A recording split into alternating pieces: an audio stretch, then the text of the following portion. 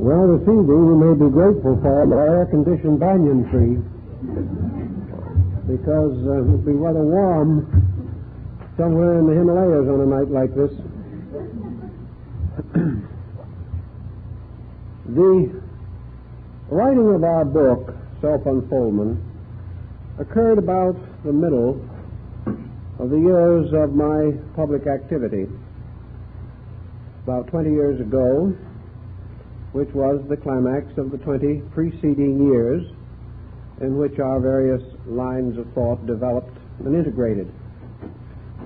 During that period, leading up to the publication of this book, I had a very wide contact with practically every type of religious teaching in the United States, Europe, and Asia.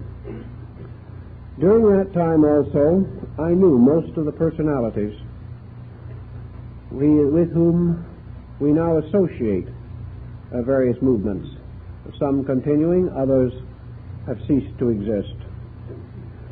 And as a result of the peculiarly tense situation that was involved, probably in part due to the years of depression, which had been most fatiguing on the public psychology, and perhaps due to the exceeding gullibility and good-heartedness of most persons who had little previous contact with the higher brackets of philosophical thinking, there was an unusual amount of confusion, misdirection, misinformation.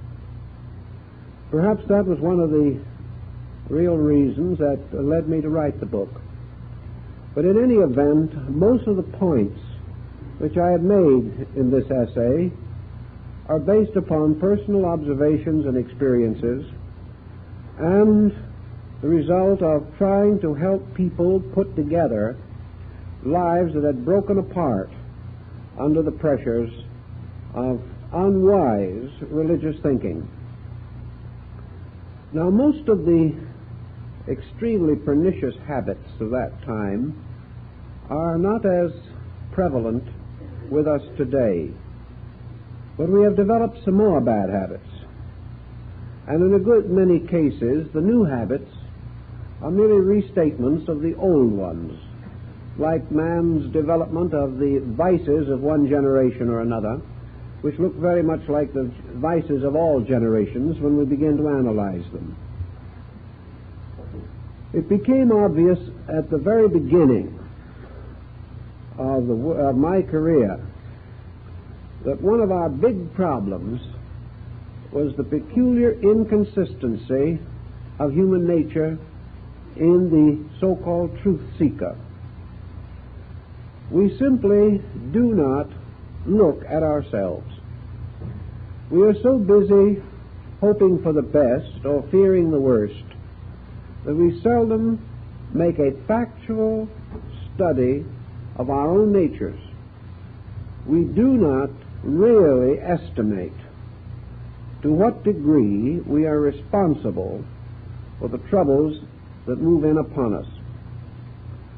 We are also often inclined to overlook what we consider to be small or unimportant personal peculiarities. We sort of feel that if we really make a good try, all our mistakes will be forgiven us. Unfortunately, however, one of our biggest mistakes is involved in the good try. Our effort is not wise, not thoughtful, and not well considered. Now, this peculiar limitation has survived these years and is just about as prevalent as it ever was. And much of it hides under unclear motivation. There's been a great deal of debate, even among the most scholarly minds, as to whether it is humanly possible for an individual to be unselfish and accomplish anything. Some take it for granted that practically every instinct that we have is in some way based upon self-interest, that the person is incapable of completely separating his consciousness from his own peculiar needs and his own peculiar desires. I don't want to browbeat this point. It is not perhaps the most vital, but I do think that the most obvious, the most commonplace examples of self-interest must be considered as contributing to a great many misfortunes, not only in our religious life, but in our general affairs. Where self-interest is permitted to become too dominant, certainly we get into trouble. Now, as I suggested, this self-interest is often well concealed under some kind of a broad policy. And I've worked a good deal in the last few years with individuals who would have sworn on the Bible that they were unselfish. Yet not at one moment in the entire contact that I had with them were they unselfish for an instant. They just did not know what selfishness meant when applied to their own conduct. Perhaps one way we can get at this is by means of a brief journey into Zen. Buddhism, recognizing the peculiar intensity of man's illusion as this related to his own conduct, attempted to cut the Gordian knot.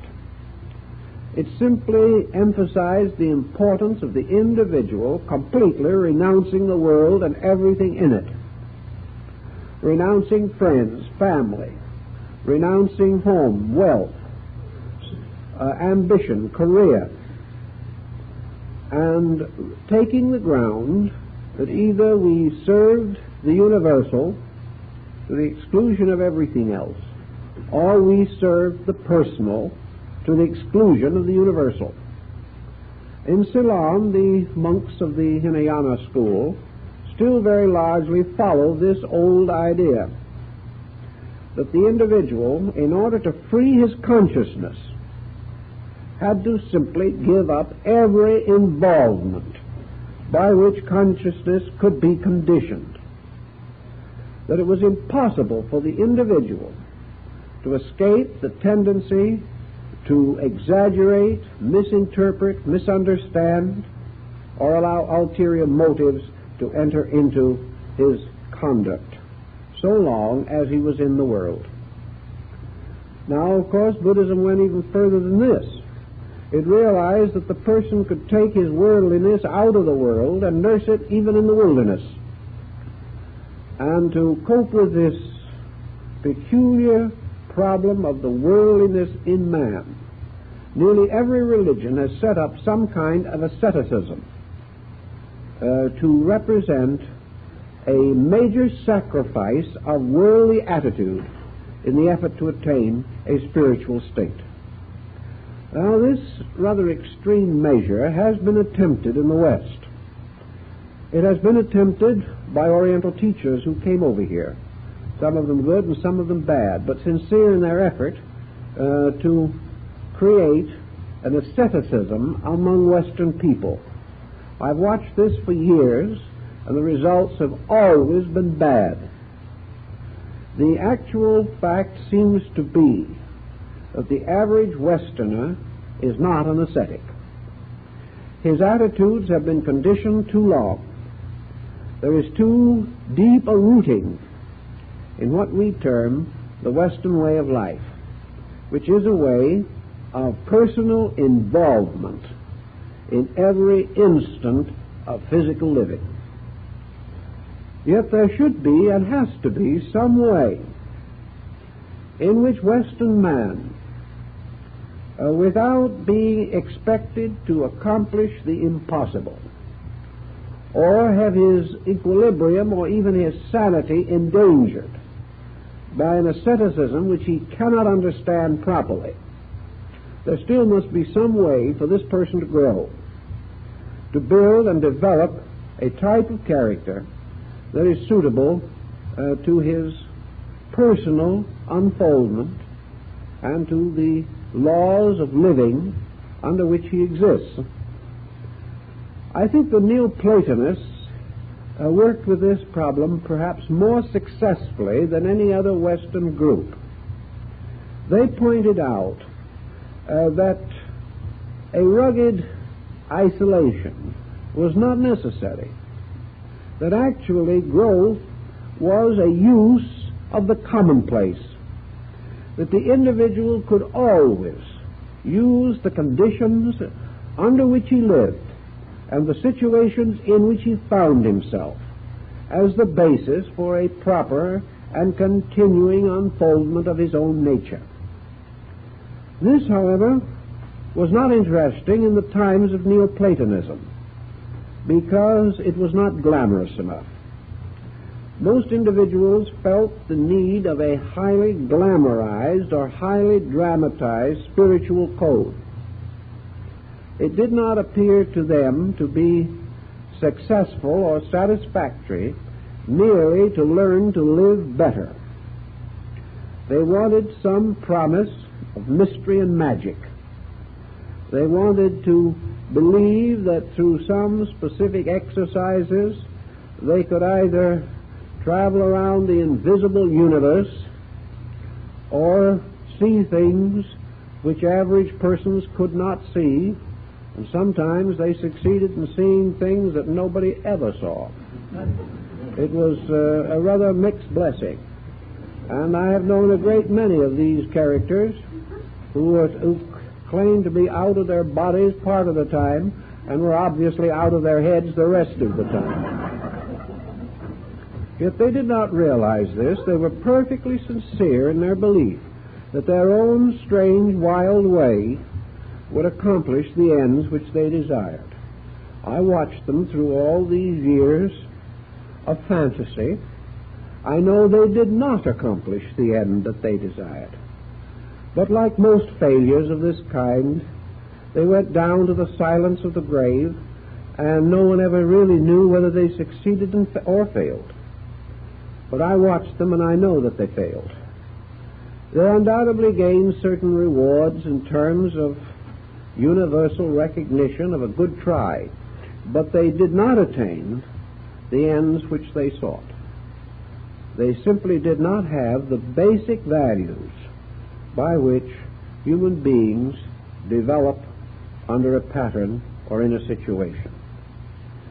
Therefore, it was, as I mentioned last week, my desire to prepare some kind of a study that was suitable for Western man.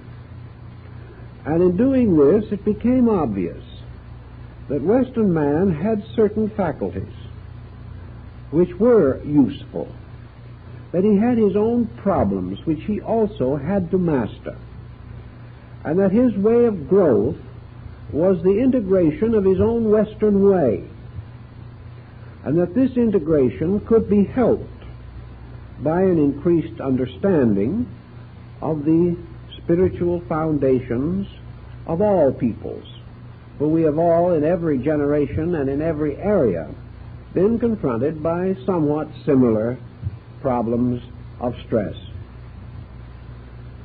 Therefore, what are the problems that beset every human being in the common sense of the weaknesses of his nature, the inadequacies of his knowledge, the lack of organization of his attitudes, by which his life is daily plagued, and the correction of such errors or mistakes certainly constitutes a proper beginning for the development of a better life.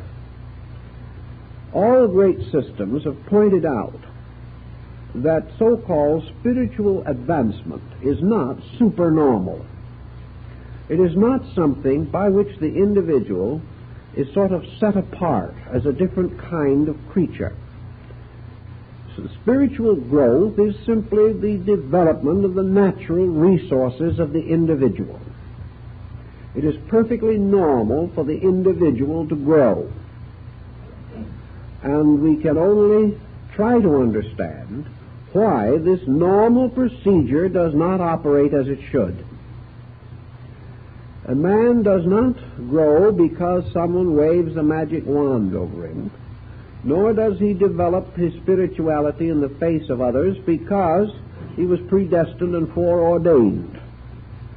Growth in this world is the problem of gradually increasing control of the various elements which go to make up living. And we may say that the adjusted person is the one who has learned how to grow. And if his growth continues in an orderly and proper manner, he will ultimately attain the interior enlargement which he seeks. Thus, all growth must be by natural means, not by some strange supernaturalism.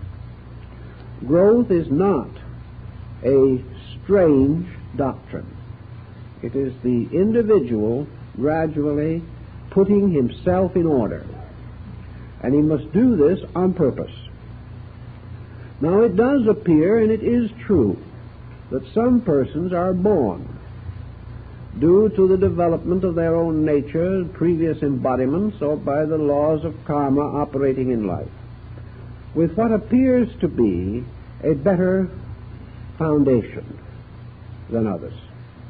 They seem to have better faculties, perhaps a little less difficulty in bringing their lives into order. But this, again, is something which I think can be analyzed rather critically. Actually, a person who has better facilities or better personal integration nearly always is confronted with a larger problem. In other words, as we grow, the challenge grows with us.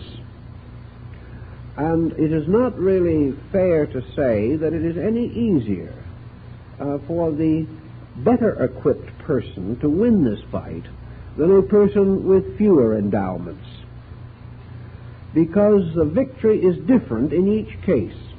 Growth for each person is his own next step, not somebody else's next step. Furthermore, this next step has never been standardized.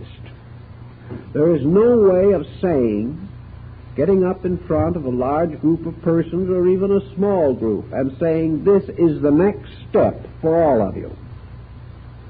The next step for each individual is the correction of the most glaring fault of the moment, whatever that may be. And this correction is actually best known to the person himself. And unless he has blocked his mentality with some type of auto-hypnosis, he is able to guess pretty clearly what this next step for himself is most likely to be. But having discovered, perhaps, what the next step is, he may simply rest in bewilderment. We all know some things we should do better. We wonder why we don't. We try, and in a short time the effort becomes too great for us. We really sincerely make some kind of an endeavor, but we discover that our machinery for the control of ourselves is inadequate. We believe certain things, we want to do them, but we simply do not have the power with which to do them. And our Western way of life, because of its comparative lack of emphasis upon the development of the internal resources of the person, does not give us very much help. We graduate from school fairly well informed in mental processes, but we also graduate almost completely the servant or slave of these mental processes. We learn how to make a living, we learn how to barter and exchange, we learn simple rules through the application of which we fit into the peculiar period in which we live, but we do not generally possess any skill permitting us to make a change in ourselves. All through the years, it's pretty close, it is 40 years this year, this has been the point that I have observed most consistently, that the person does not know how to change himself. He knows how to discuss the change. He knows perhaps formulas that might work. He knows what he would like to be instead of what he is. But he remains to the bitter end what he is. And the good resolutions are like certain plans for retirement, usually pushed ahead so far that the grave catches us first. The only answer to this process of changing self lies in what the ancients called disciplines. We know that we can, under certain inducements, achieve a certain kind of change. We know that the person learning to play the piano can gradually increase in skill until, if he has some basic aptitude and a great deal of industry, he may become a proficient musician. He can train his hands. The artist can train his eye. The artist has to learn to discipline sight. The musicologist has to learn to discipline the receptivity of his own ears. The performing musician has to learn to discipline those parts of his personality which are involved in the presentation of his vocal or instrumental music. Individuals can achieve this discipline. Usually, however, if they achieve it at all, they achieve it only because of some one pressing resolution within themselves. This may be the instinct to be superior. It may be the desire to earn more money. It may be the instinct for applause or fame. But this type of physical discipline is accomplished by practice, by dedication, and by continuity of effort. The individual who disciplines his physical faculties feels that he has achieved a great deal, and in large he has. But when it comes to attempting to discipline his emotions or his mental characteristics, he finds himself still at a greater loss. To the average person, discipline, if it exists at all, is a genteel form of browbeating. The individual feels that his faults must simply be killed out, wiped out, that he must nag himself into a state of grace. He doesn't succeed. He nags himself into a neurosis. He tries to impose discipline upon himself by brute force alone. And this is quite common in religion, where an individual taking some obligation of a religious nature feels that it is his moral duty to abide by this resolution. If his courage and sincerity are sufficient, he will stick to his resolution, but it may cost him his life. He is still not understanding the basic idea of discipline. Discipline is not whipping yourself. Discipline is not gritting your teeth and going on with something which is not according to your real desires, but is done from the sense of duty, responsibility, or obligation. So in the West we have very little honorable and proper self-discipline. Children are not taught discipline even as much now as they were 25 years ago. And the general tendency today is that the individual believes that his right to liberty implies that he will not be self-disciplined, that discipline is a form of slavery, that the disciplined person is simply one who is inhibited, frustrated, or restrained from doing those things which he most desires to do. As long as this attitude remains, we have no progress in philosophy. We have no hope or expectation of anything except this peculiar type of legality under which we live, in which we are a little afraid to break the law because of punishment, but have no honorable and sincere respect for the law in itself. Discipline always suggests, therefore, some type of insight. The individual cannot become capable of various advanced disciplines without an adequate background in the principles of religious philosophy. He cannot step from the life of the sinner into the hoped career of the saint simply by conversion. He must have some understanding with which to operate. Censorship of his own action is not only a matter of strength, it is a matter of discretion. The person must wisely administer the various types of discipline which he imposes upon himself. For if it's all enthusiasm, he will certainly get into trouble. And enthusiasm of this nature burns out.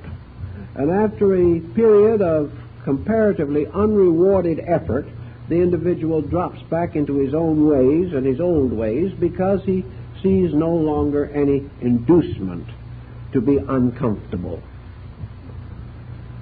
Discipline thus means that the person must be able to evaluate not only his own conduct, but the conduct of others. He must sense the direction in which his own effort should go, and he must strive very devoutly to keep balance at all times, and never permit himself to indulge in any excess of mental or emotional pressure. We have, for instance, a very common situation in which the person attempting to attain some type of spiritual improvement becomes creed-bound, becomes set in some kind of a pattern. By degrees, the boundaries of this pattern become a slavery that can cause a great deal of harm. Devotion to principles is wonderful, but devotion to things not understood in themselves can lead to trouble.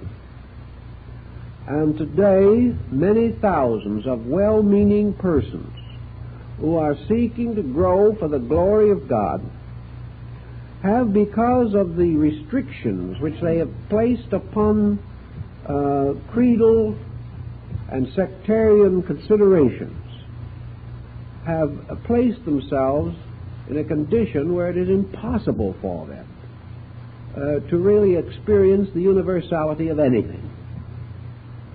In other words, one moment the individual says, I want to grow, I want to be better, but obviously the thing I belong to is right and what everybody else belongs to is wrong.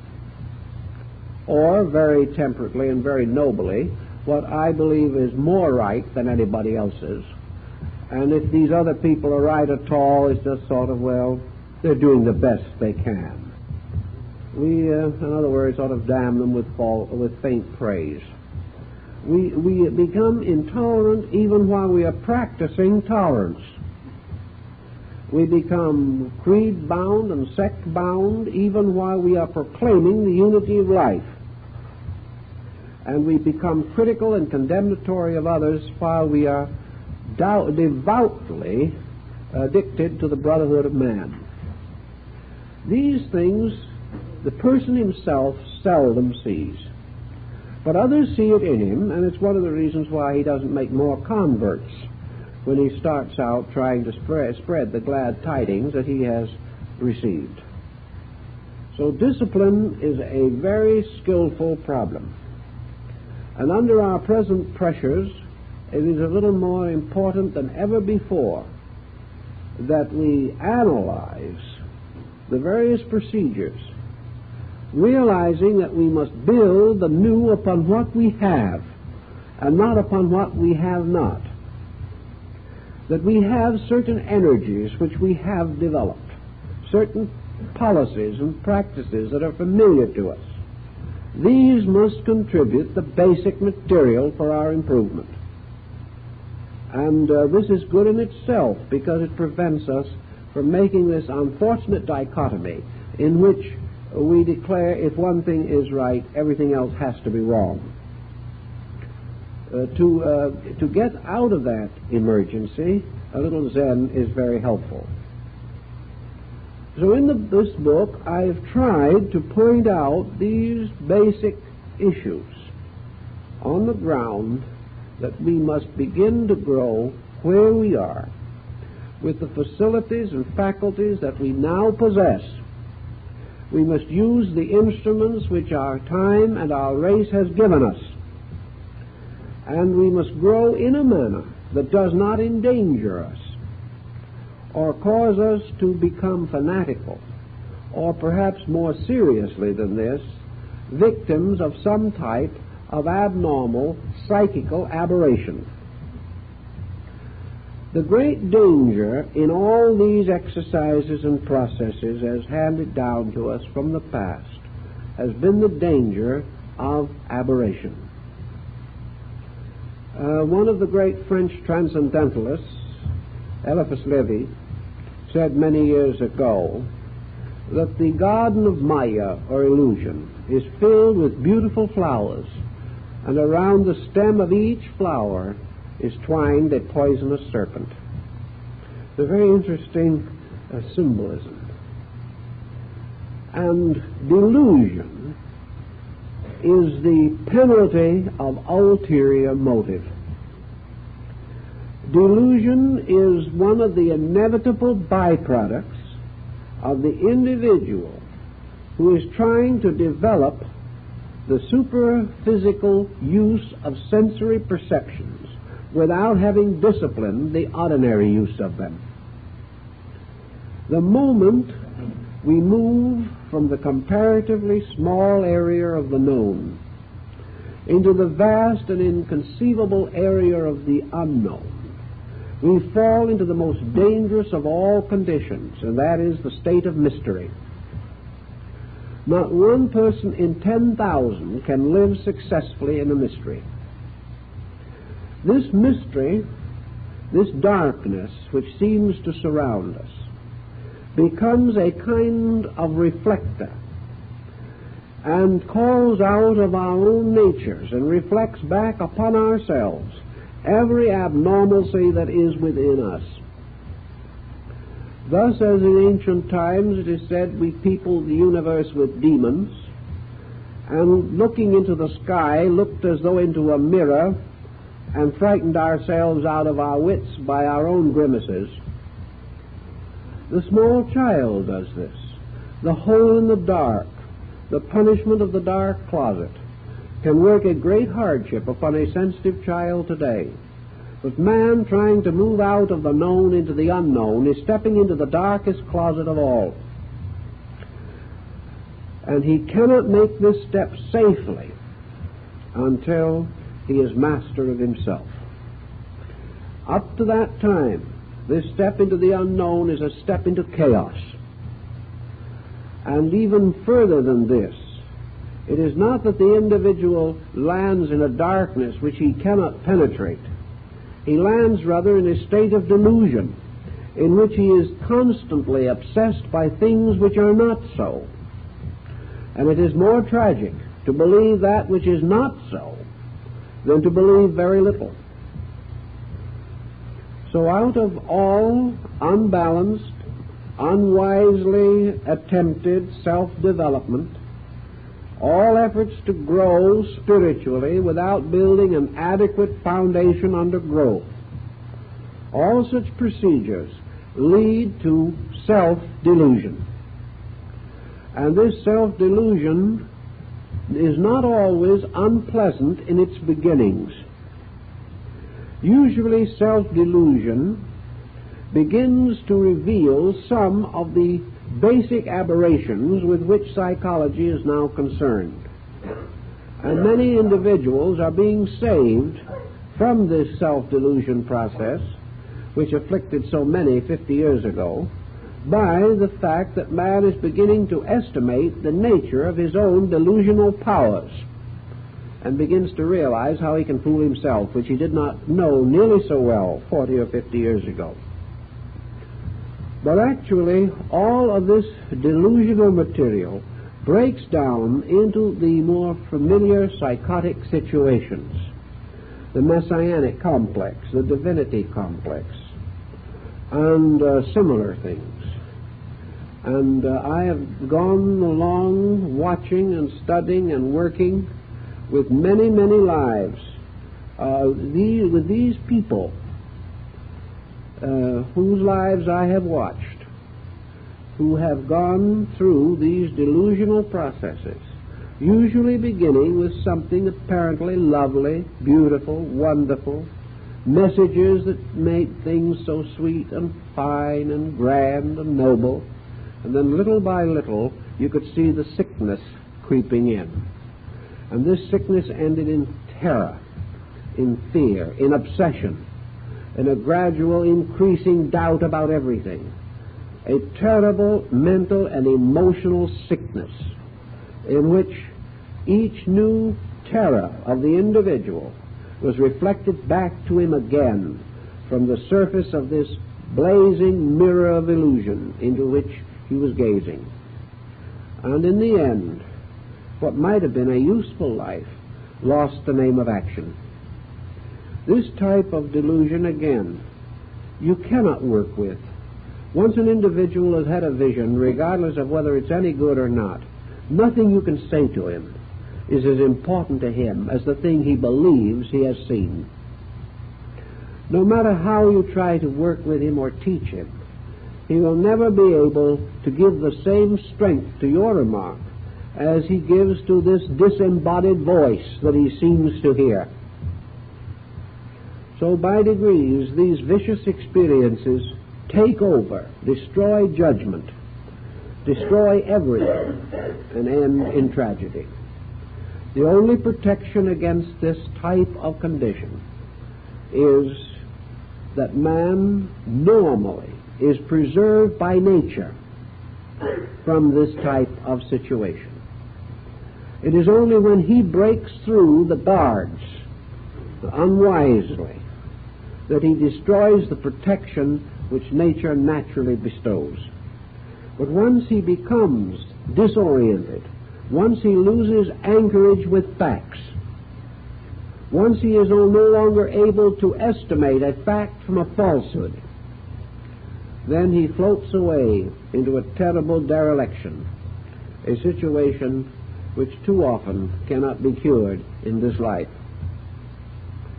So to meet all of this type of situation, we have tried to work out a practical program to point up how the person can gradually get himself into a situation of consciousness in which he can make certain basic moves safely.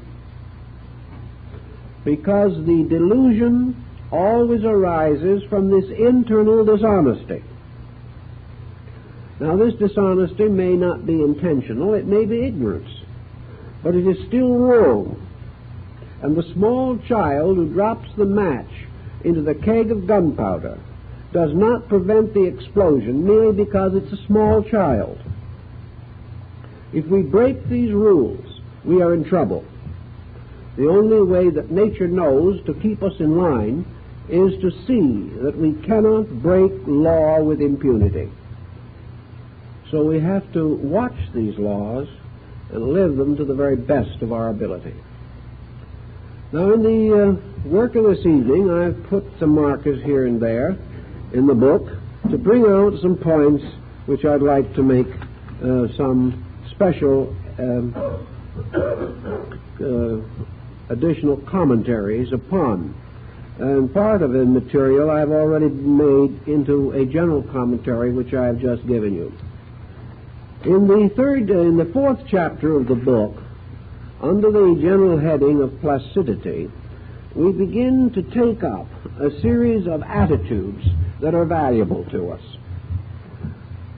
Let us imagine for a moment that you are on a boat that is on fire or are in an automobile which has gotten out of control, or in any desperate situation, you then realize, as perhaps never before, that your only hope of survival is a tremendous orientation. You must keep control of yourself.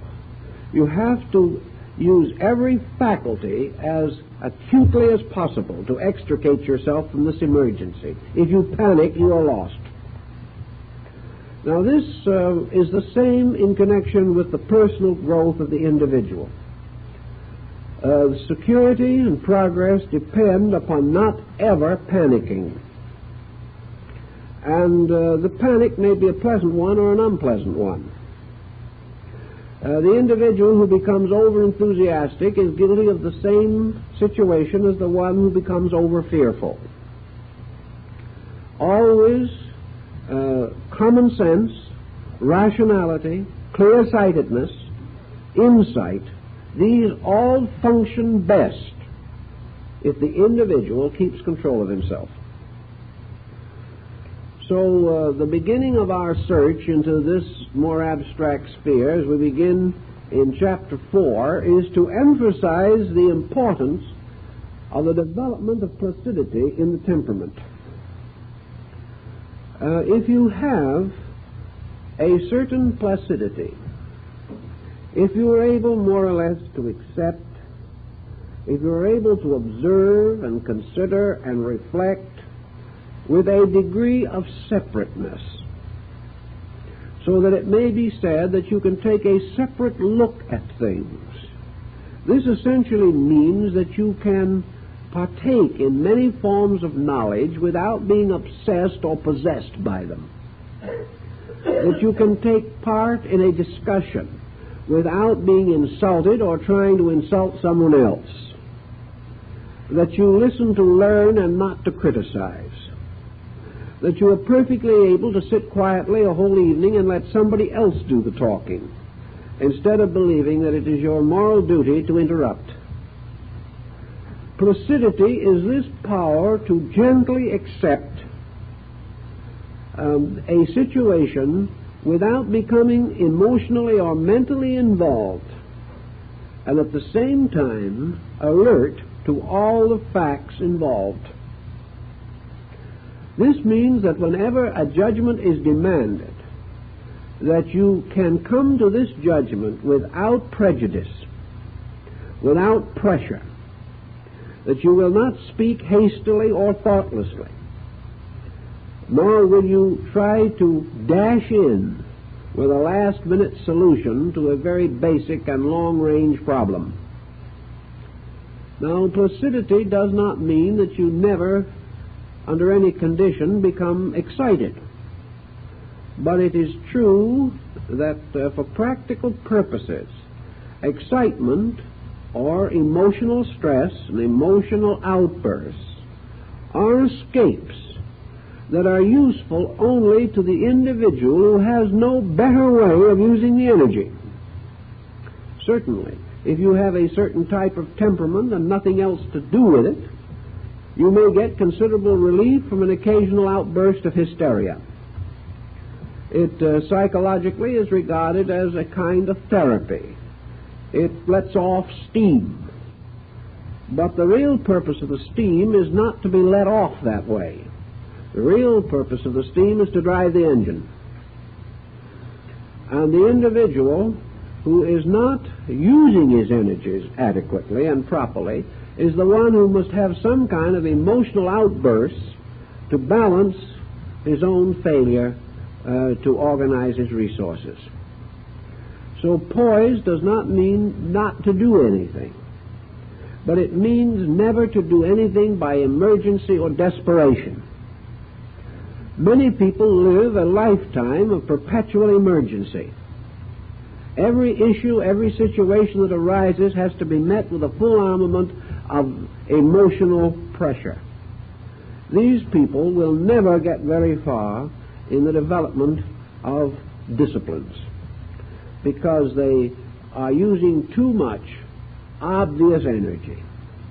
They are not suited for the subtle application of principles. They just burst through things. They're like floods breaking through dams. They are not channeled energies. Placidity is a tremendous asset because it prevents us from these excesses. But placidity is not something you can simply say, on Monday I will sit quiet and twiddle my thumbs. You can't do this either. Placidity is not something that you can directly say, this I will be. Placidity arises from insight. Therefore, practically every degree of physical or mental or emotional control that you can exercise arises from your insight about fact or truth within yourself. Placidity, then, must arise from a disciplined philosophy of life. You must be placid for a reason, and you know exactly why. Your placidity must arise from the fact that you have outgrown hysteria, not that you have outlawed it. But all things being taken as equal in this problem of growth, the quiet, organized person accomplishes more, suffers less, wastes less than the person who has not this degree of self-control. Also, the placid person, because he does not have strong delusions that he is attempting to force upon himself, is not so likely to deceive himself in the various pursuits of growth. The individual who wants too much too soon will always deceive himself. And in philosophy as in morality, blessed is the individual who desireth little, because it is not necessarily true that he will receive little, but because his desire level is not high, because he is relaxed and comparatively placid, nature finds him the most plastic instrument for the achievement of her own purposes. And the conflict between self-purpose and universal purpose is less, where the individual is quiet and accepting by nature. Someone will say, well, I'm just not that kind of a nature. That's all there is to it. When I don't like something, I want to hit somebody. Well, we can say this and we can keep on doing it. These are choices that the individual has the right to make. That is part of this inalienable right stuff we read about. But if we make use of it in that way, we also have the inalienable necessity of abiding by the consequences. The individual who says that he is going to do it his way, regardless, must then, in good grace, accept the consequences. But this he seldom likes to do. He is the first to feel himself abused. He is the first to lose confidence in the universe. Not because he has ever given it a chance, but because it has failed to do or be what he expects it to accomplish. It's his own mistake. So this placidity involves poise. And poise is this ability to meet all shock and stress with a maximum of attentiveness and a minimum of wasted energy. If we could put the energy that is wasted by the average person to work in his life, he would live an additional 50 years in good health. We sometimes see small children who cannot be kept quiet, and we see that they are bubbling over and going all the time. And later in life we look back and say, oh, if we only had their energy, if we only had the energy to use now that we wasted when we were 6, how happy we would be. But our problem is not that we wasted all this energy at 6. We are wasting it all the time. We like to believe that man has more energy as a young person than he does as an older person. I think this is largely an error.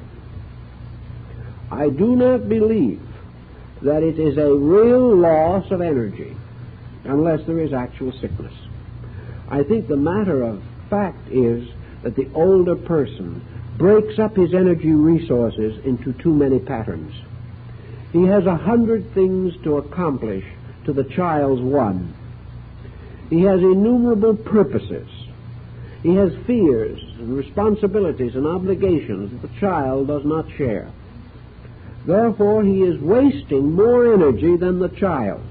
The child is only running all the time and shouting, which is really the least waste of energy. A good hard soak, a good half-hour's temper fit, will waste more energy in an adult than 24 hours of running, yelling, and screaming will waste in a child. Because the more mental and emotional stress goes with the use of energy, the greater fatigue. So our lack of poise, our lack of order, and our lack of self-discipline simply results in the perpetual exhaustion of our energy resources. The Chinese learned that, and so did the old Koreans. And the legends of these old gentlemen in the Diamond Mountains of Korea who lived quietly to the age of 160, and then, like the wonderful one-horse shave, fall apart of no particular ailment. These persons simply are individuals who have allowed their natures to run their full course, have gotten from the body all that it can give of support. It must ultimately be fatigued. But because of integration within themselves, have probably doubled the life expectancy of the undisciplined person. But the undisciplined person will say, if I had to live like those old gentlemen, I'd rather be dead. That is his answer. If he cannot have these wild moods, if he cannot do as he pleases, then there is no sense in being alive. And on this psychology, he rapidly joins his ancestors in Forest Lawn. But it is quite possible that these old gentlemen are really enjoying life more than he does, depending on what kind of activity makes you happy. If happiness is the result of adjustment with life, kindly relations with others, love of beauty and scholarship, and a gradual increasing sense of intimate association with the great mysteries of life around us, if these things make us happy, the old Korean scholars are a very happy lot. If, however, only congestion, stress, and strain, and the fulfillment of our personal, private ambitions, if these things alone make us happy, then we must pay the penalty, because nature is not interested in our success on an economic level or on an industrial level. Nature is interested in only one thing, our success as human beings.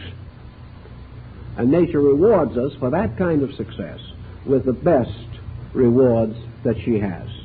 And these are health and happiness and contentment and freedom from the stress and strain of fear and doubt and worry.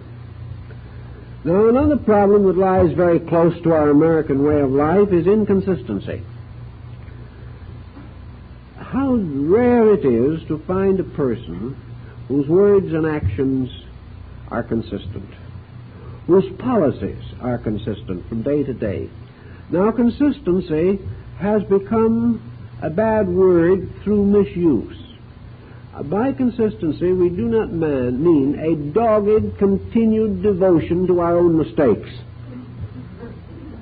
or the kind of consistency that arises out of the philosophy, if it was good enough for Father, it is good enough for me. This is not consistency, this is just narrow-mindedness. But consistency means the flowing of our own life without the jagged breaks which arise from total chemical disunity. A pattern in living, once set up, becomes not only physical but psychological. A person who takes certain attitudes, develops them, and creates patterns in his psyche, and then suddenly, for some reason, violates all these patterns, goes in a contrary direction, breaks down the whole structure that he has built up, puts himself at a terrible disadvantage. Inconsistency divides resources, reduces strength of purpose, and causes the person finally to fall between two chairs. He cannot unite his energies for any definite purpose. Consistency is logic in a certain way of thinking. Logic is order. Consistency, therefore, is orderliness. It is the gradual reduction of life to its simplest, most practical, reasonable plan. It is escape from fashion, from fad. It is escape from the extravagances of conformity with foolishness. It is the individual quietly determining a course of reasonable policy, suitable to his means, suitable to his needs, and most inclined to free his life of unnecessary worries and responsibilities, and the acceptance of this pattern and the living of it. So in a sense, this becomes the simple life. Now, a simple life is not necessarily the life of Thoreau by the banks of Walden. The simple life is not a hut in the desert. The simple life is the individual living simply where he is. There is no great advantage in this idea that the simple life has to be an impoverished one. It is not what we have or do not have that determines these qualities. It is the use we make of what we have and the attitude we have toward it. And the person with a wrong attitude can get into as much trouble clinging to a nickel as another man can get into trouble with a wrong attitude in his effort to cling to $10 million. It is not the amount, it is the basic attitude. And simplicity simply means the direct living of life, clearing it of all unnecessary involvement, and freeing the mind and heart continuously for essentials. And essentials in this situation being the rudiments and elements of immediate personal growth. I have known probably 100 persons who have come to me and told me that they wish they had time for study, but they had this to take care of. They had that to take care of. One individual told me that they would like to take on the simple life. They'd love to have this kind of a gentle way of existence. They would certainly admire peace and quietude and freedom. They'd always wanted to be scholars, but they couldn't do anything about it because they had to spend 10 hours a day at the stock exchange. And how they could go on for most of a fairly long life, kidding themselves into saying that their real interest was growth, and then be patiently willing to spend hour upon hour watching stocks go up and down. It wasn't because anyone was depending on them. It wasn't because of any need. It was simply that this inconsistency never meant anything. The individual never saw that far into the stone wall which was himself. And this situation, in one way or another, burdens many people. Another point we've made here was patience. Now, patience is a virtue which is much debated these times. Many folks say patience is no good at all. What we need is dynamic impatience. But if we must have any impatience at all, I think we should turn it to ourselves and be impatient with ourselves for the stupid things we do.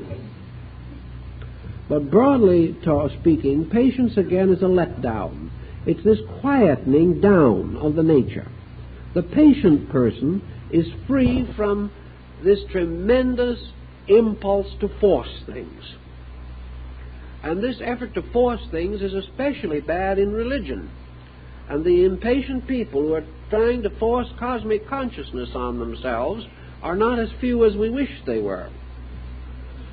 The impatience to be like God, or the impatience to be with God, although I have not observed too many people impatient to get there by way of death. They're always talking about death being the return to God, but no one seems to be in an awful hurry to get there. But cosmic consciousness, yes. All these great things. Individuals, I've known hundreds of them, that joined a movement or an organization, were there for 8 weeks, did not become illumined, then immediately moved out and joined another one. We've got to get there in a big hurry. Of course, they never got anywhere. An impatience in everything in life breaks all probabilities of progress. So you see a whole series of related attitudes: poise, peacefulness of internal life, patience. All these related attitudes have as their purpose to quiet us down, realizing that the growth of the person comes when the false motions are relaxed. It is only when false motion ceases that true motion can be noted or be apperceived within the person himself. Until then, he is a victim of his own impatiences. The outer mind is forever in conflict with what might be termed the intuitive apperception. In psychology, we suspect that this is the reason why so many of the essential archetypal symbols come to man only in sleep. Sleep is the most patient moment in the average person's existence. It's the only time when he is not trying to press his own purposes on something or someone. And in this state of quietude, the internal archetypal patterns move through him. The moment he wakes in the morning and starts to be filled with his own purposes again, these dream experiences have a tendency to retire and may even be completely forgotten.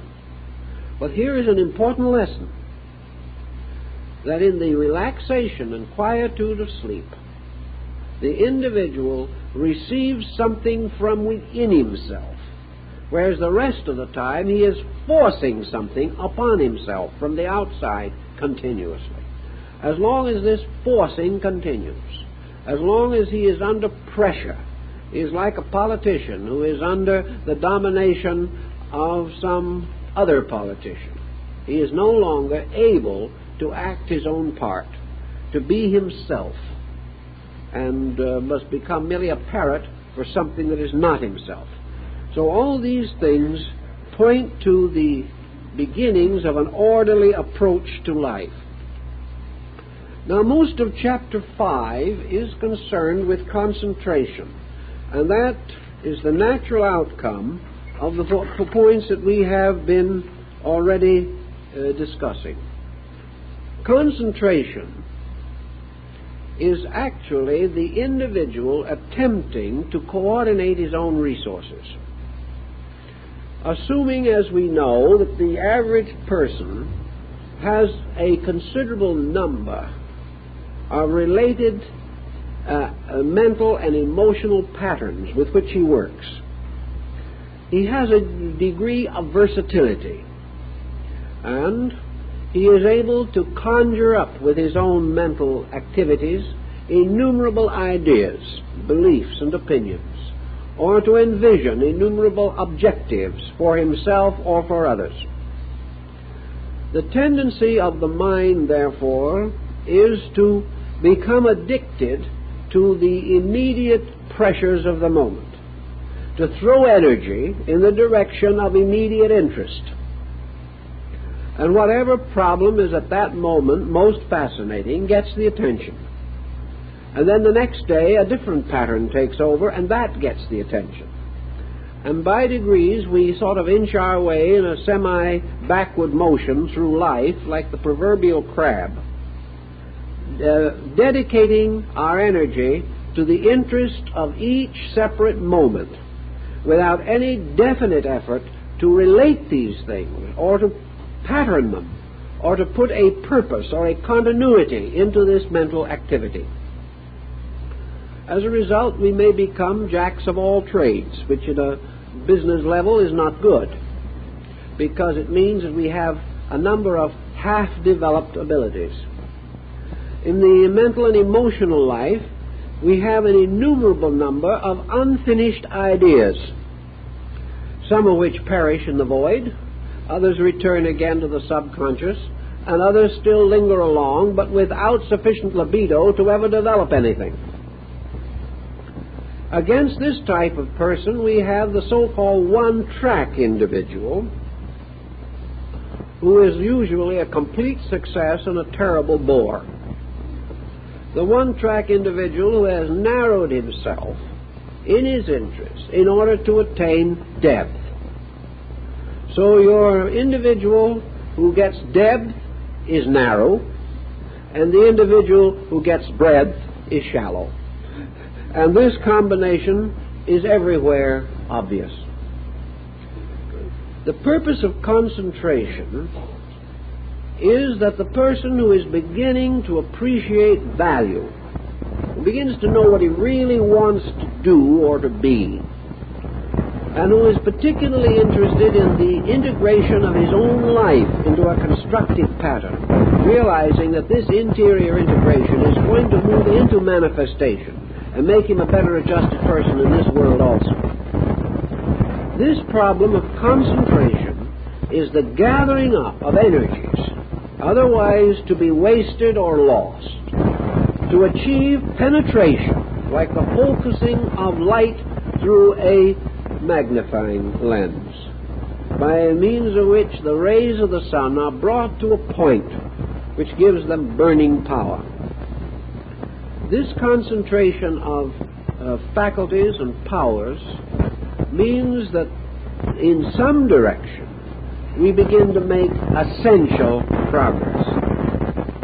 We know that this concentration is necessary to general achievement, but we do not realize that it is necessary to the particular integration of ourselves. The person who cannot concentrate at will is denied the strength of his own resources to the achievement of the ends which he desires. Most individuals who do try to concentrate achieve it through a sort of automatic addiction. A man like Edison could probably hardly ever get his mind off of his inventions and his formulas. He had become completely identified with a project that took all of his energy and all of his time. He concentrated automatically.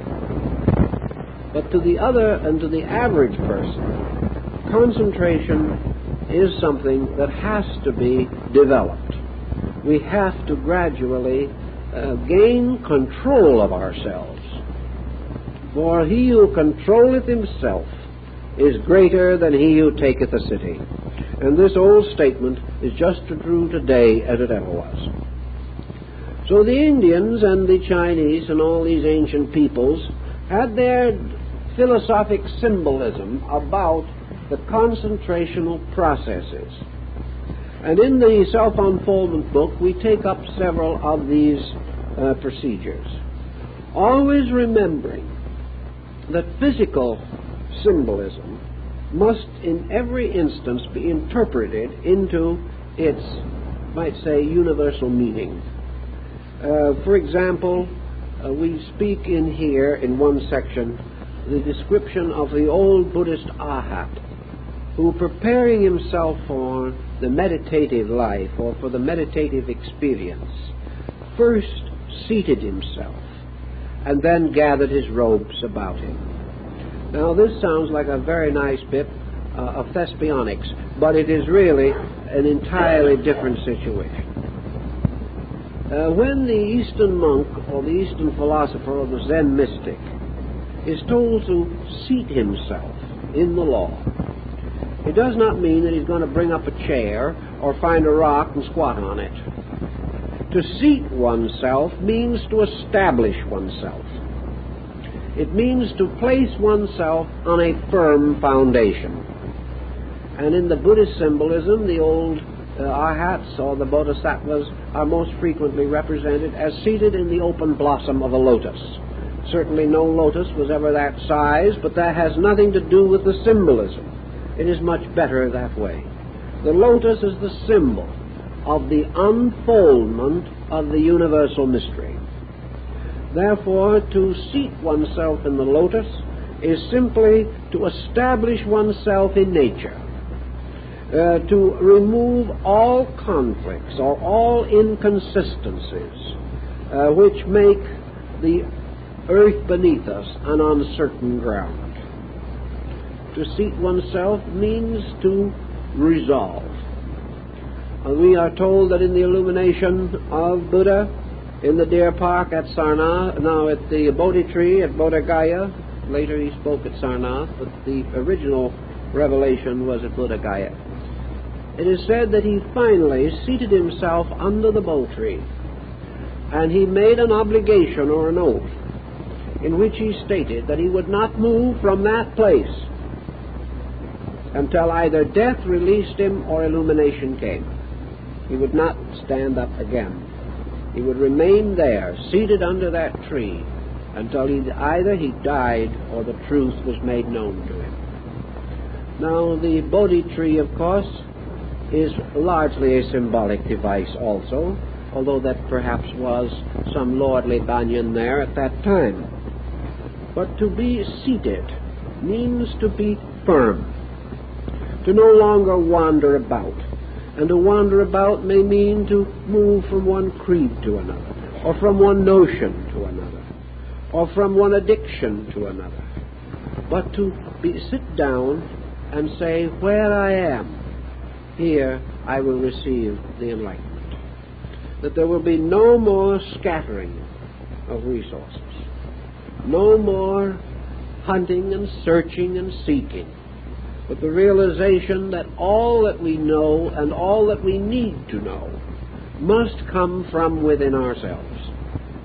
That we do not gain anything by traipsing up and down the world, and we do not gain anything by changing or shifting the polarities of our own thinking every few minutes. To seat oneself in the law is simply to accept the law, to declare that it is our way and our guide, that it is our very present help in time of trouble, that everything we are, we owe to the law. Everything we need, we must derive from the law. Therefore, we take our position firmly upon the great pattern of the law, and particularly upon the two great laws which Buddha taught, reincarnation and karma. But we'll suddenly rest our case upon the infinite plan of things and say, here I accept and here I remain, and here I shall practice the disciplines, and I shall either achieve the end or I shall perish. This final decision gathers up all of these loose ends and causes them to become reconciled in one purpose,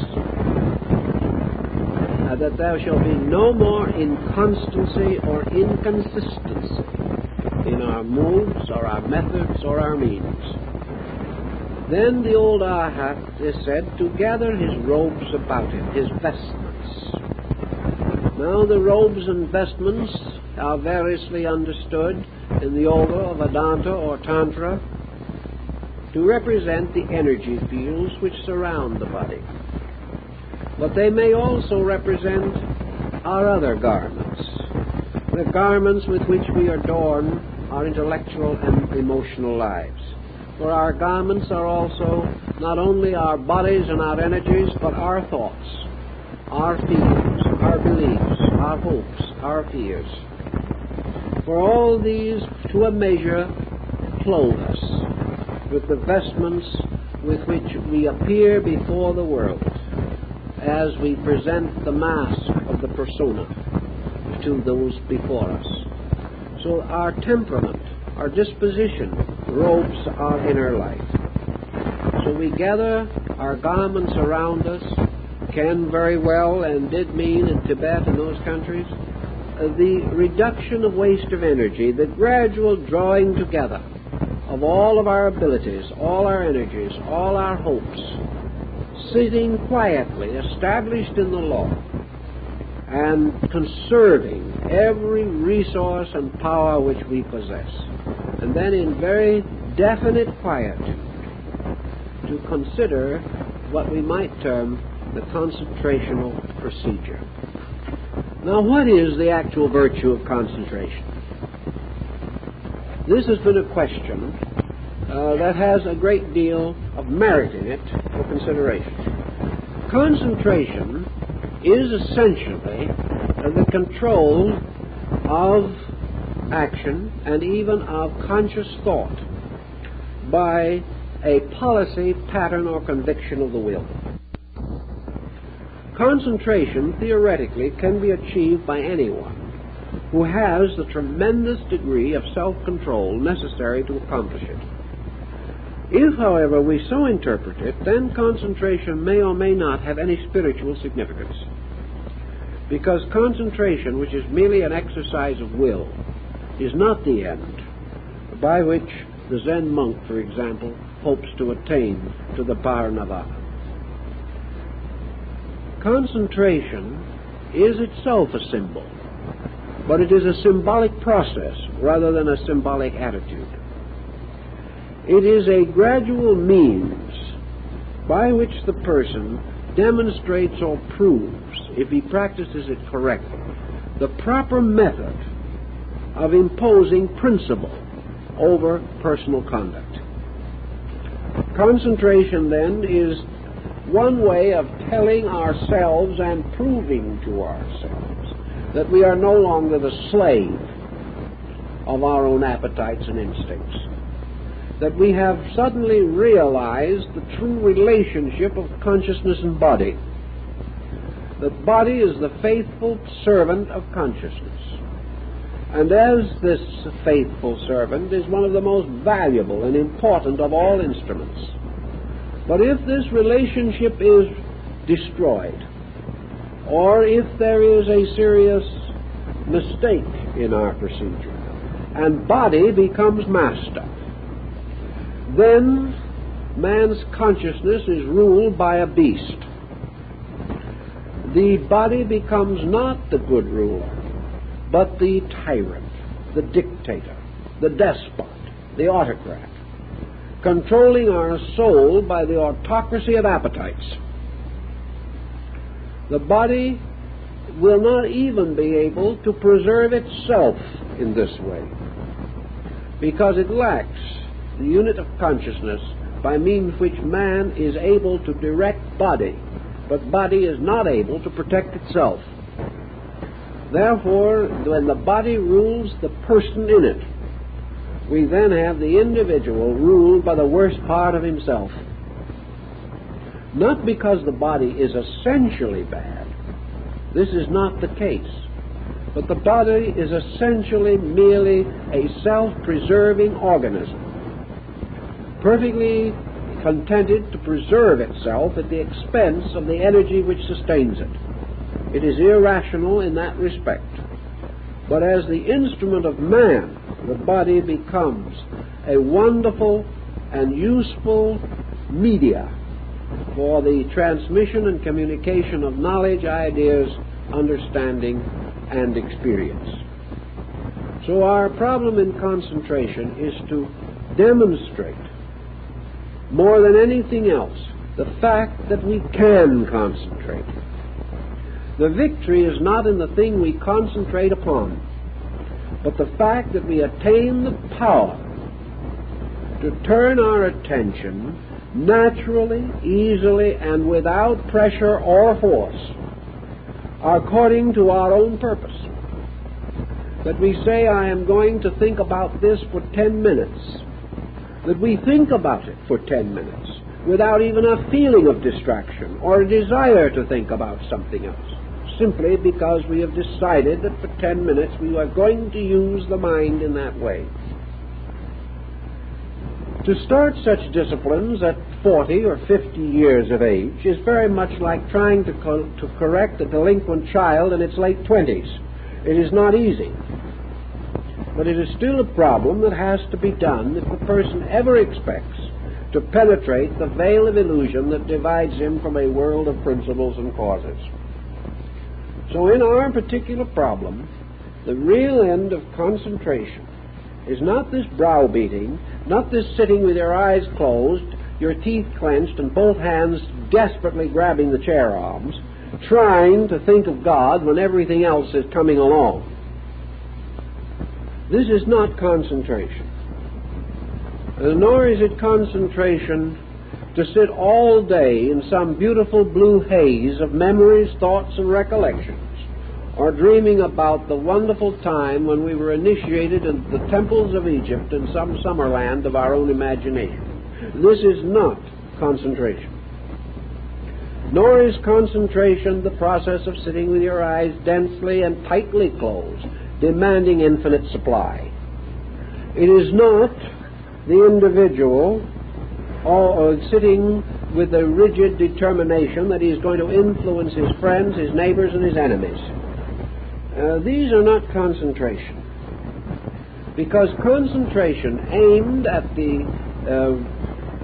some material end, some accomplishment, which is going to aid us in the perpetuation of our pet illusions, has no value as a concentrated discipline. The end is that we learn to graciously lead the personality, that we can detach ourselves from servitude to the body without hurting the body, without picking on it, without declaring that it is unworthy of us or that it is only an old carcass of some kind. This is not the purpose, nor that we should lock in a bitter battle between the ways of the Spirit and the ways of the flesh. All of these things are wrong, and I've seen people go into the most terrible difficulties trying to nurse these attitudes. Because every discipline in nature, every philosophy that has dealt with the problems of life is gracious. Nature, for conscious beings like the human being, possessing interior faculties, does not simply lambaste these creatures.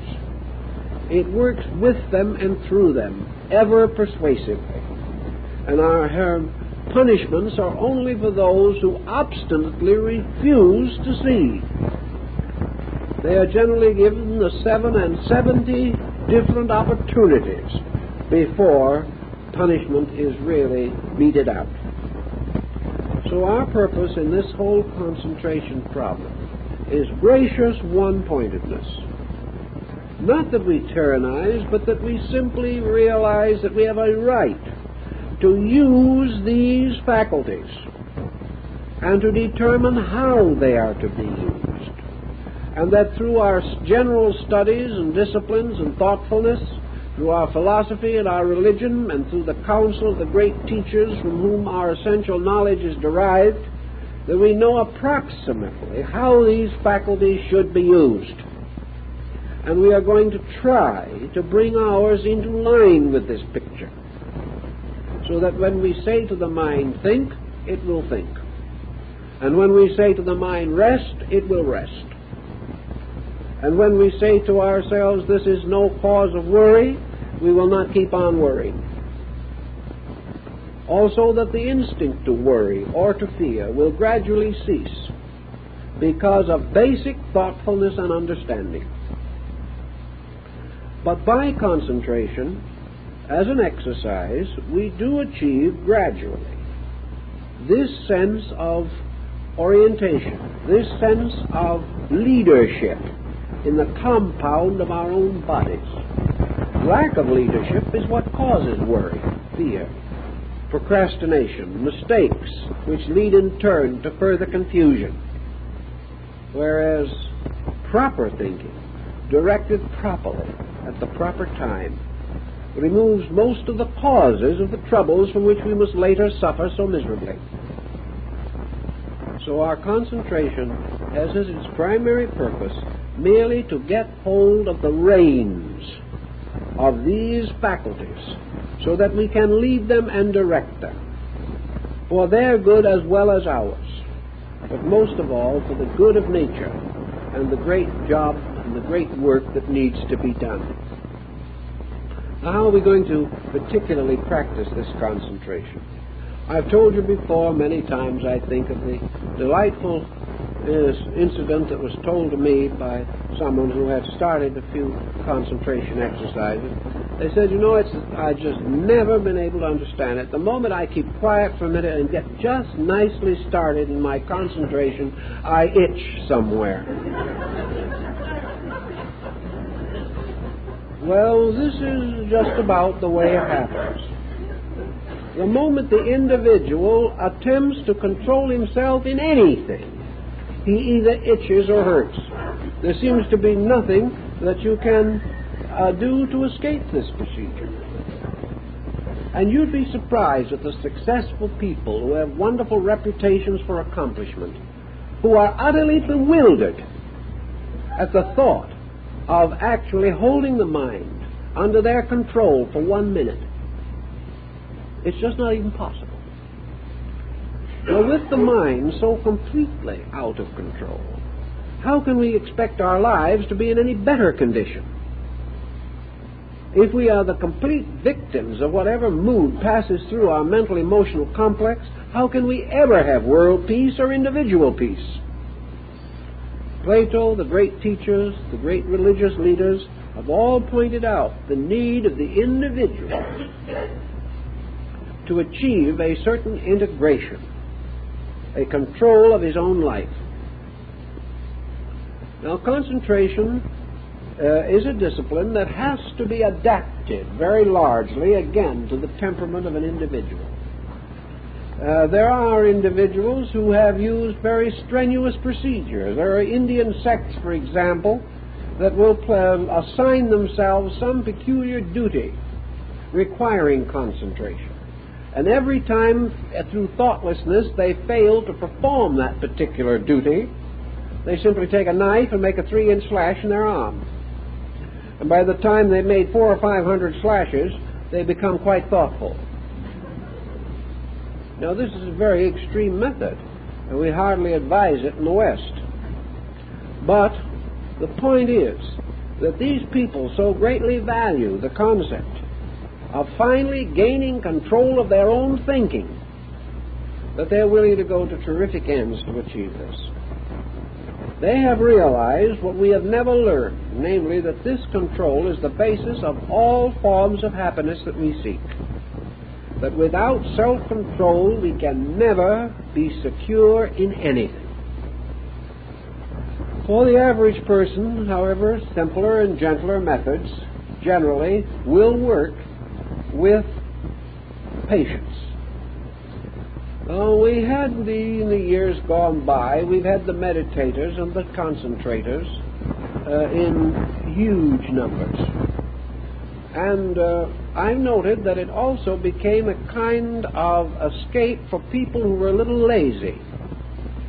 This concentration became the means of the great do-nothing. In fact, some reported to me that it was wonderful because they always went to sleep after the first 2 minutes. It became a kind of discipline in private indolence, and that was not the purpose intended. Also, concentration with a little imagination tossed in to season it could lift the individual out of the commonplace into an imaginary world and make a high-grade introvert out of him in a short time. He wouldn't even want to come back to this common world anymore. He would much rather keep on meditating until the judgment day. This didn't work. Actually, the answer is that in controlling yourself, you must also control yourself. And in deciding to concentrate, you must also concentrate on not concentrating all the time.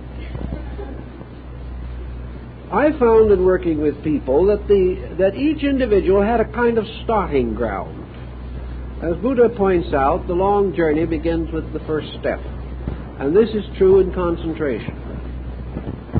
Most individuals will find concentration particularly helpful if either it is united with whatever religious devotion the person naturally is inclined to perform, as evening prayer or something of that nature, or that moment or two of dedication with which the average person in Western civilization has already been rather well indoctrinated. Therefore, there are only certain things we would add to that. As we point out in this book, concentration has to have a certain element of work, a certain element of self-denial involved in it. Because if it is only just always doing what you want to do, it is not discipline at that point. You have to be much wiser before you always want to do what is right. Therefore, there should be a certain amount of discipline.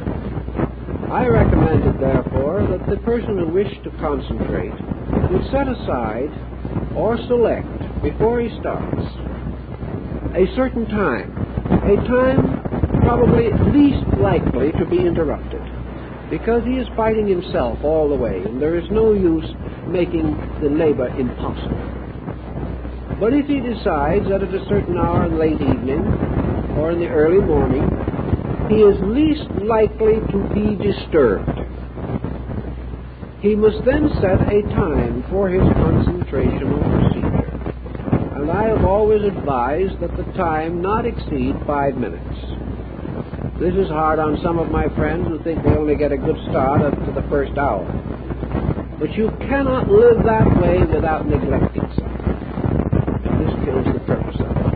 Such an extensive type of concentration tells us that this person is running away from life, and that isn't the purpose of it at all. And also, it would be very difficult for the beginner to actually concentrate that length of time. Almost impossible. There's bound to be a lot of wool gathering along the way.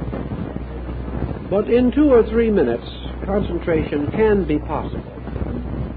The person choosing a place, his foundation, where he establishes himself, a fairly comfortable chair, or a pleasant place where he is not likely to simply go to sleep. And then beginning the process of determining one-pointedness. Now, in the beginning, one-pointedness is very difficult, especially with abstract thinking. And I do not advocate what some have, namely the setting of this point of concentration upon some chakra or invisible structure within the individual himself. I've seen this get into a serious lot of trouble. I know one individual or group of individuals who were trying to concentrate upon the pineal gland in the brain. Of course, they did not know how. If they'd known a little more, they would have gotten a thorough short circuit. They didn't get that, but they did get a number of headaches which were quite unnecessary. It's not good to fool with that type of thing at that stage. It is far better to select some concentrational device to begin with, by means of which there is some help in focusing attention. This is the purpose of the Eastern mandala, the religious painting, which represents some phase of universal procedure. This is also one of the utilities behind the great religious symbols of the world, the symbols of the faiths of men, which as instruments of concentration become instruments of recollection. They enable the individual to draw upon certain resources within his own nature for thoughts, for visualizations relating to these symbols. And also, which is very important, they keep him from thinking about himself, which is not his purpose at that particular moment. If he thinks about himself or wanders off into abstract concentration, he is very likely to see something that isn't there. So it is better to choose some natural device or symbol. Now, the nature of this is not important. It is the penetration associated with it that is important. Some people like to select living things, flowers or plants. And I've often felt that a very fine concentration device for Western man would be the miniature living tree, the bonsai tree of the Japanese. But it could be a little plant that you have yourself cultivated in your garden, which would make it all the better as a concentration symbol. Or if you do not have such facilities, then to secure a small potted plant and have it live with you. But this is not necessary, but this is one way. A simple little device, an image, a design, a work of art, even a beautiful picture in a book, can be the type of thing which simply forms a catalyzing agent. It gives you a little something to draw your attention with. You will find also that even with this symbolic help, it is not easy to hold the attention very long. Now the question arises also, how much should we whip this attention to force it to remain upon the object of concentration? I would say in all common sense that the beginner will probably have to use a small amount of effort.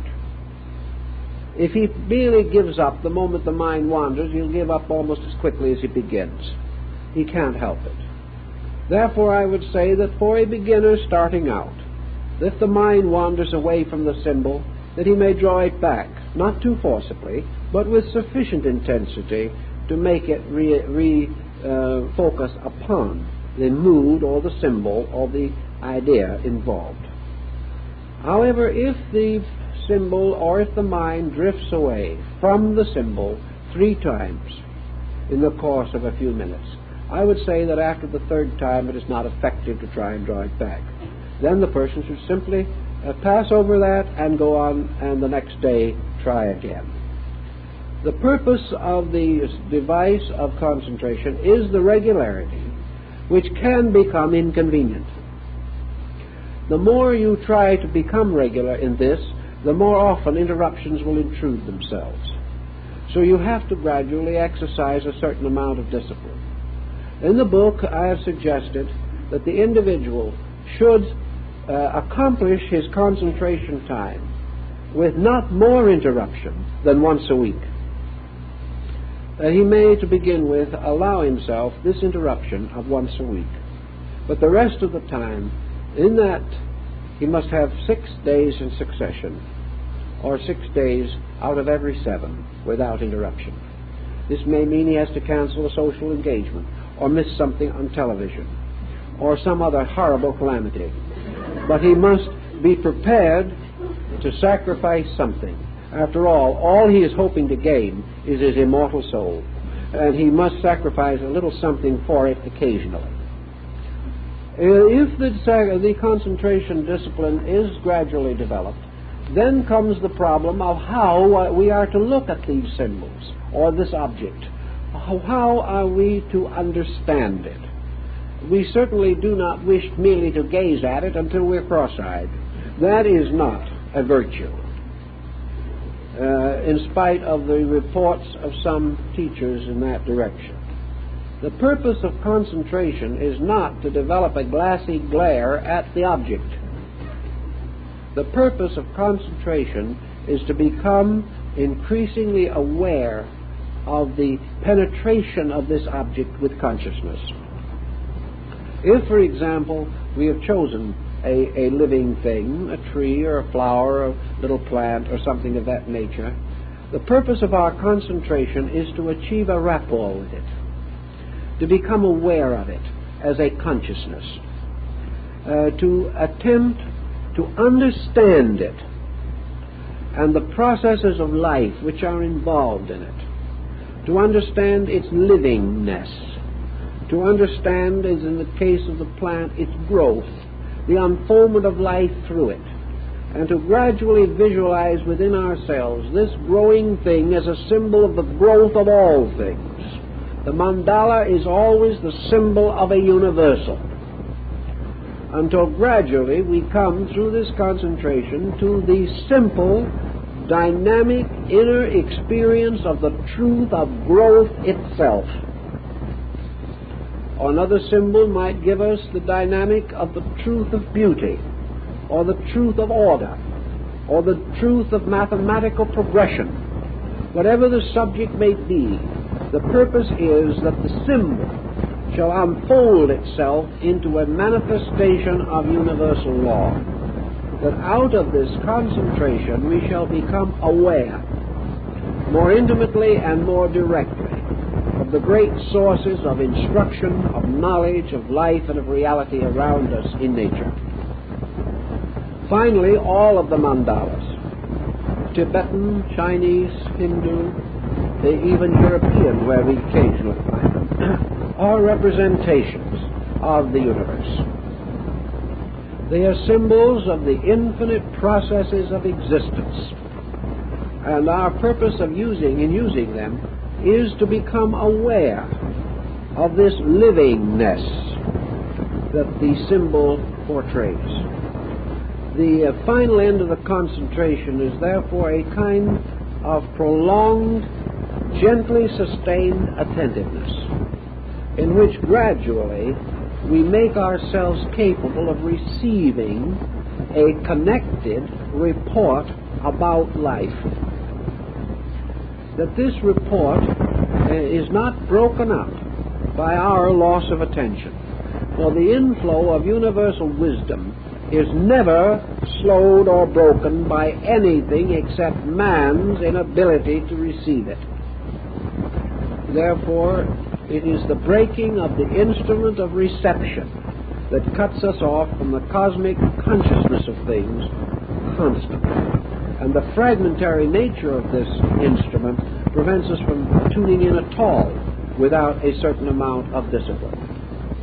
So discipline enables us to tune in. It enables us to turn our attention at will or according to need, and to become receptively expectant of the inflow of the truth of matters, as this truth is available to us at all times. Lao Tzu, the Chinese mystic, knew this. Sitting as a boy on the side of a mountain without a book, he found that all learning was available to him if he could receive, and that this reception meant the complete integration of his faculties. Not that they became wise in themselves or learned in themselves, or that his mind became skillful in all matters and in all answers. The mind was simply the understander, the acceptor, that by means of which the incomprehensible truths of life were made comprehensible. The real use of the mind is not that it shall express man's desires, but that it shall reveal to man the divine desires, the things as they are. Consequently, the mind is not really so much the servant of man as it is the servant of the infinite in man, becoming the instrument for the communication of the universal to the personal. Concentration is the setting up of the bridge. This concentrative process is a kind of anticharanus. It is the bridge which unites the truth which we inwardly associate with the symbol and our own gradually unfolding receptivity to ideas. Thus I feel that the concentration discipline has as its primary purpose merely to place man in rapport with the thing as it is. If he is making an engine or a machine, or if he's driving a car, concentration of one kind makes him alert and careful and thoughtful in the driving of the car. Another kind of concentration, however, may make it possible for him to discover the law in the car. That every principle of the combustion engine is a symbol of a universal truth, and that this combustion engine is therefore also a mandala, which through contemplation and through simple concentrated focusing of energy may unfold to man certain of the greatest mysteries about his own nature and his own composition.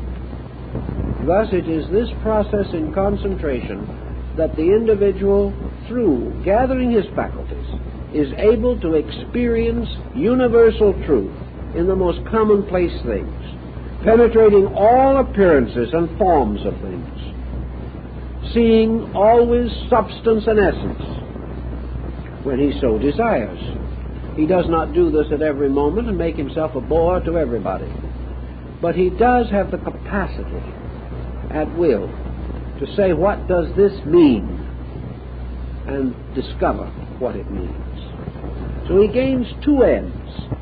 He gains the great and beautiful end of being able to say that he is free, because the individual is never free while he is the servant of his own opinions.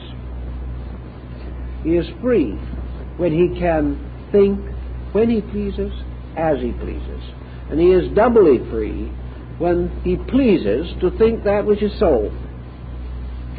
He gains a definite further important contribution because through this exercise he forms a bridge so that he is constantly able at will to become aware of importances.